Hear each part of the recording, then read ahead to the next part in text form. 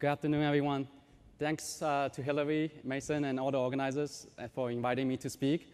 I studied really hard my whole life, worked hard my whole life. I never imagined that it all culminates in standing in front of the New York Academy of Medicine and speaking to you guys.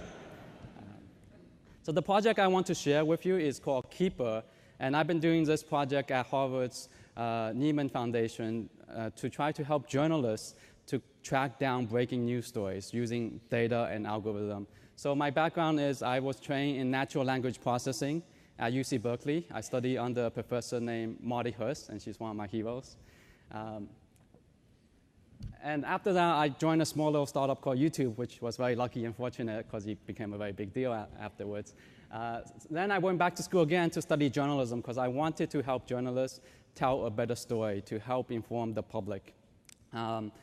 After journalism school, I also went back to industry, joined Upworthy, and led the team to scale up to like 10 million, 20 million unique users every month.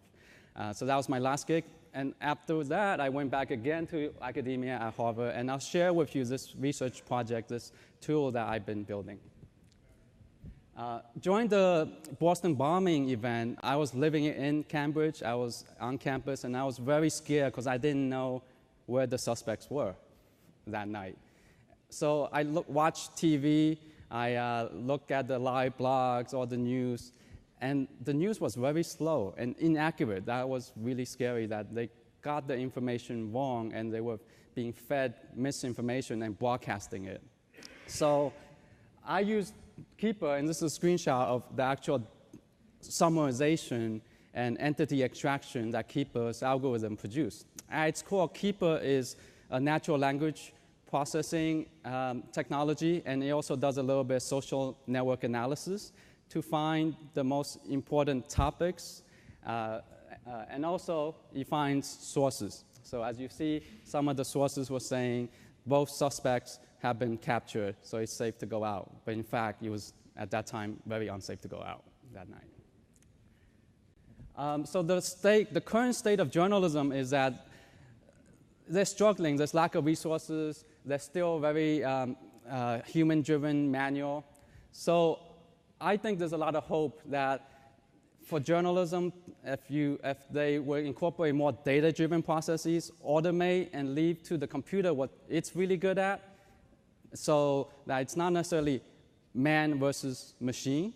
It's journalism with human intelligence augmented by data science and language processing. So if I tell you that computers are really good at counting, if you ask the human journalists to read 100 tweets, they can manage that and find the most frequent terms, the most popular users. But if you ask them to read 10,000 tweets, it's very time-consuming, tedious, and very boring job. And that's what they're doing. Editors at many social media operations, it's following TweetDeck and reading 10,000 tweets a day. And because I was trained in natural language processing and went to journalism school, I can bridge the two industries and help build products that apply natural language processing so that humans can do the actual real work of making good judgment calls on what's a valuable source, what's a reliable piece of information. For example, during the NSA reporting of that information, of that story, we know Snowden had the files, but the reporter, Greenwald from The Guardian, had to fly to Hong Kong, look him in the eye, and say, I trust you. Now I'm ready to write up the story and publish it to the world, and it's the truth. So there's still a lot of work left for the human brains to add the value, whereas the algorithm can get them to 90% of the way there. And that's kind of what I'm trying to do. That's my passion, to use NLP for journalists in real time. When I was in journalism school, one of my heroes was Andy Carvin. Many of you might have seen his work. He does look through 10,000 tweets a day, and he crowdsources to his followers who are eyewitnesses on the ground to say, is this the truth? Is this what the situation is on the ground? And can you verify and fact check for me? And then he is ahead of the mainstream media and often corrects the stories in mainstream media. And this form of social media journalism is happening, but they're not applying data science to it. So my conceptual model of where journalism is heading and where Keeper can help journalists is that something happens, there's a breaking news event, and there's lots of chatter on Twitter. The chatter is very noisy, you don't know who's saying what, who to trust, what information is accurate, what's misinformation that's getting amplified and rebroadcasted.